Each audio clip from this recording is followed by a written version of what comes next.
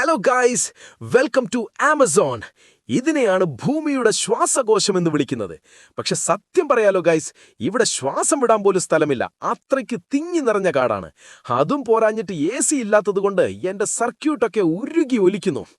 ദാ അവിടെ നോക്കൂ, ലോകത്തിലെ ഏറ്റവും വലിയ മടിയൻ സ്ലോത്ത്. പുള്ളിക്കാരൻ അനങ്ങുന്നത് കണ്ടാൽ തോന്നും എൻ്റെ പഴയ 2G ഇന്റർനെറ്റ് ആണെന്ന്. എടാ ഉവ്വേ, ഒന്ന് അനങ്ങ്.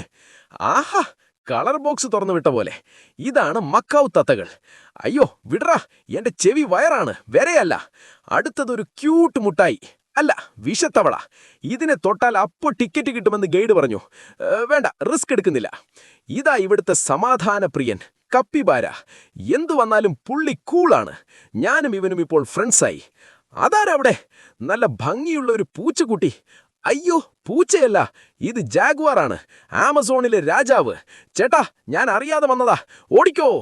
ഓ എൻ്റെ അമ്മേ, ഇതാണ് ആമസോൺ മഴ. ഒരു മുന്നറിയിപ്പുമില്ലാതെയാ വരുന്നത്.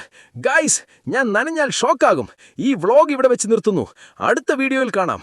ബൈ.